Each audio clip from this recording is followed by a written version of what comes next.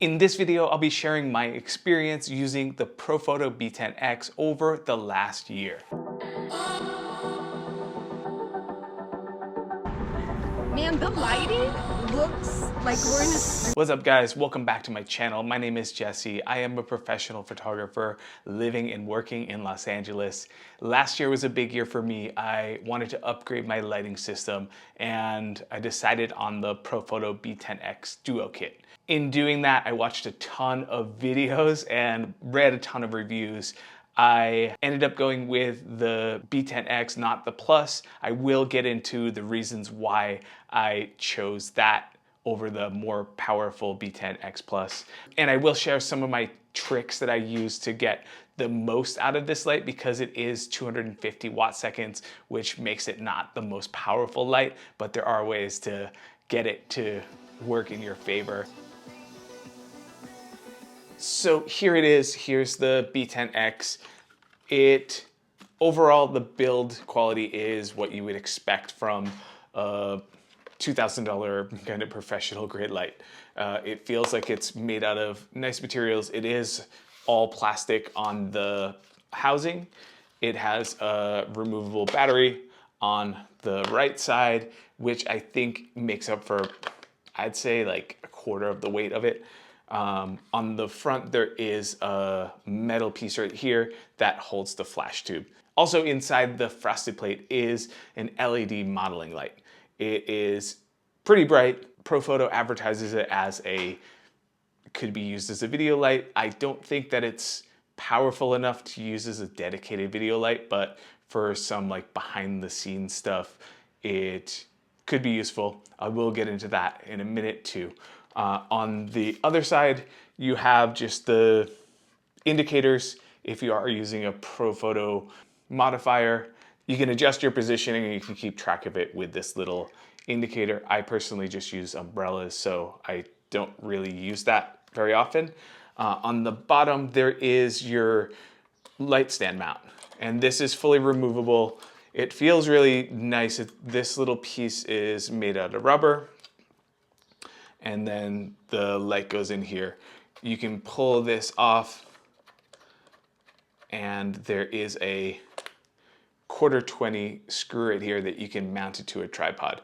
I've definitely done this throughout the year, and the only downside is you lose the ability to put an umbrella. So if you're somebody that relies on umbrellas, then the tripod thing isn't a good idea. And I've also mounted it onto a monopod and had my assistant handhold this light, which I think he was really thankful for because it's really light.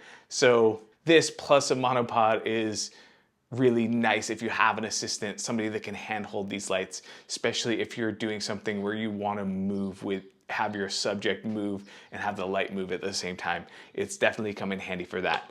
On the very bottom, there is a USB-C port, and that's for like updates, I think. When you do buy this light, when it first comes out of the box, it prompts you to just download the Profoto Connect app. And through that app, you can do all the software updates.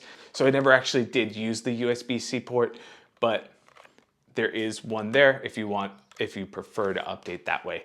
On the back of the light, it's a super simple design, super easy to use. So the little white button right here, that is how you turn the light on. And then if you wanted to do a test flash, you just press the button. To the right of that, there is the main knob, and that is, if you press it down, the main menu. It is one of the easiest menus to understand, especially if you have experience using strobes or off-camera flash. It's very straightforward. There are 100 channels to choose from if you are working in a space that has other people also using Profoto lights. Channel 1 is probably the most popular one. I've definitely had to change my channel when interference has come up. It doesn't happen very often, but when it does, you can switch it. So the menu is very straightforward. Coming out of the menu, you have 10 stops of control. This was something that I had to get used to. It goes from level 0 or 0.1 all the way to 10, and it has little stops in between. Since this is a location light, I feel like the the small incremental steps isn't you won't notice it that much because light's always changing outside. But if you press and hold, you can move full stops up and down, which I end up probably just doing the long way. You can also adjust this through the Profoto app. So if you have the Connect app, you can fully adjust the level up or down. The only downside with this, and I hope that it is an update that comes in the app, is you can't tell what power you're on the light. So you can move it up or down. You can tell how much you're moving it, but you can't see that you're moving from an 8 to a 9 or a 9 to a 10. You can only see that you're moving it one level up or two levels up. I hope that that changes. That's something that just is kind of annoying because you have to look at the back of the light and sometimes it's like way up in the ceiling and you're not gonna have that access. One kind of gripe I have, I guess. But to the right of that, there is the modeling light. So if you turn the knob left to right, it just adjusts the output. And then if you press and hold and turn it, it adjusts the white balance of the light. This is something that I did actually use in the field where I just needed a small amount of light to fill in a scene, and having the ability to move the white balance it saved me a lot of like masking in post. So next let's talk about battery power. So for those of you that know about batteries, I'm not familiar with any of the language, but it's 43 watt hours. In the real world, it's rated at 400 shots at full power, and it is pretty spot on actually. It does last about 400 shots at full power. That being said, if you are going to be using this at full power all the time on location, then you're going to want to have extra batteries because 400 shots isn't that much. The one thing about working at full power is it does take a little bit to recycle. It's about 1.3 seconds to recycle. So this changes the rhythm of the way that you shoot. If you are able to not use it at full power at like level 8 or 9, it does extend the battery life considerably. So what I did is I found a few zoom reflectors online. Somebody was just kind of getting rid of old Profoto gear, but the reflectors definitely increase the amount of power. So I'm able to use my light at a lower power, which extends the battery. This is only going to work if you're somebody that uses hard light as a light source. If you're somebody that uses a lot of diffusion, that won't be a good solution.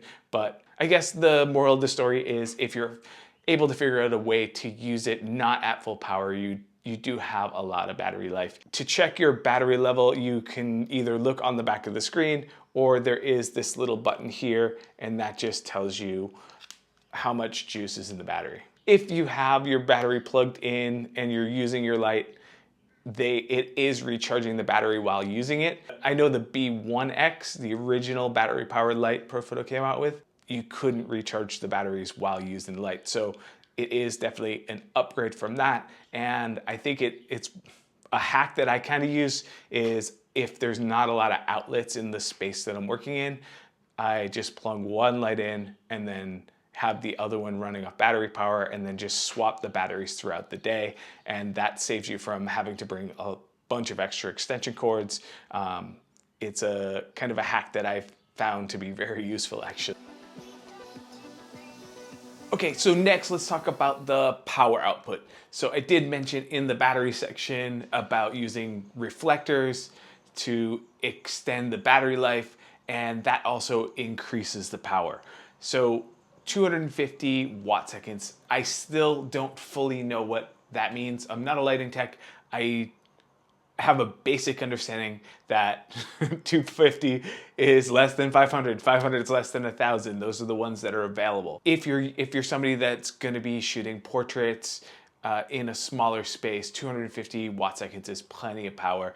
If you're somebody that is looking to overpower the sun outdoors on a bright sunny day, it's definitely not enough power.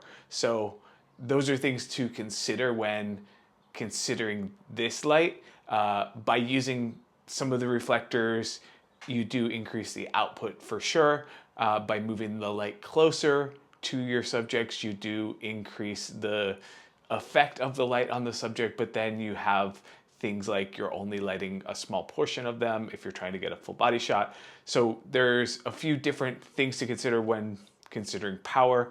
By shooting at full power, you do start to slow down your workflow a little bit. Just to give you an idea of what full power recycle time is, I'll just do it right here live. So here I'm on level 10,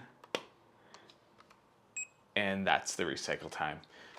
It lets you know. I highly recommend keeping that sound on to let you know when it's fully recovered, because you will, if you do fire the strobe again when it's not fully recharged, it will work again. I'm not sure if it's at full power, but maybe close to full power, and then if you do it again, it stops and it causes more of a delay in shooting. So hearing that beep and then knowing when to fire, it's also a good indicator for your model or your subject to, once they get into the rhythm and they know what's happening, then they'll know when to move again or when to pose again. I do wish the sound of the beep was a little bit louder, because sometimes you don't fully hear it. I know on the bigger like D2s, when I've rented those, the sound on that is really loud and distinct. This is a little bit quiet, especially if you're outside where there's a lot of ambient noise. If you're somebody that likes to use softboxes with like double diffusion and you like that look, I think looking into the B10X Plus, because it has 500 watt seconds, it's double the power, it is also double the weight and double the size. So there's trade-offs with each thing. To be completely honest with you, I have felt a little bit limited with the power on this light at times, especially using it in a studio with a bigger space. I am maxing this light out kind of a lot. If you're thinking about using this as a studio system plus an on-location system, I think looking at the bigger Profoto B10X Plus would be a better option if you're looking to be in the Profoto family. I mean, there are other options of more powerful lights out there. I know power is kind of a subjective thing and everybody's different, their needs are all different. If you are somebody that's close to a rental house, I highly recommend renting one out for a weekend and just kind of putting it through its paces, see if the 250 watt seconds is enough for you. Speaking of the Profoto family, that was one of the main reasons why I went with Profoto at the end of the day. So the fact that I could just add lights to my existing kit without much hassle. My triggers work with all the D2s, with the additional B10X or B10X Plus if I wanted to rent those. It was really easy for me to just add lights to my kit. I did buy a Profoto on-camera flash a few years back, and even that syncs up with my trigger. I mentioned the Profoto app and being frustrated with the fact that I can't adjust the power up and down and not being able to see it. The reason why that's a problem for me is because I chose to go with the Profoto Connect trigger. It's extremely small, it's Bluetooth, it has an internal battery. You could use it for TTL or manual mode. What drew me to this trigger versus the other one, A, it's half the price. B, it's one less thing that you have to think about, because the charge on the Profoto Connect trigger it just lasts forever. Like, I haven't really had to think about it. Once in a while, I'll just check in to see how the charge is doing, and to my surprise, it's usually about half power or more, and I just top it off and then throw it in my bag and kind of forget about it again. I do shoot with both Canon and Fujifilm, and I got one for each of those cameras. I have been using my lights with the X100VI, which has been really fun to be able to switch between my R5 and my X100VI in the same shoot without having to like switch triggers. That being said, there is the Pro trigger, I don't remember what it's called, but it does have all of your settings and stuff on the screen, so you can fully adjust the lights up and down. You can change the zones. There's a lot you could do with the Pro Trigger. The thing that deterred me from that is just the fact that it runs on AAA batteries. I know you can get rechargeable. I came from using Pocket Wizards, and batteries was like my enemy. I just hated the fact that I always had to worry about batteries that you have to put in. So I am suffering a tiny bit, but it's by my own decision. So the reason why I ended up with the B10X instead of the B10X Plus, if it wasn't clear in the video, it's because it weighs a lot less, so it's easier to carry around, it's easier to transport. It is the size of a 24-70 lens, which means you can fit your studio light inside your camera bag. That is something that is a nice kind of reassuring thing to have just with you at all times. I just felt like 250 was enough for me, and if I need extra power, I would just rent. The only regret that I really have is that I didn't do it sooner. It took me about 6 months to make the decision to finally buy these lights, and I'm so glad that I did. It has been fun to be a beginner again, learning how to use lights that I would normally use indoors, outdoors, and there's challenges that go along with that. It's fun to try new things with lighting. If you want to see how I use an iPhone with the B10X, yeah, these things connect to your iPhone. There is an app that I didn't even mention in the video. Check out that video right there. Don't forget to like and subscribe. I'll see you in the next video.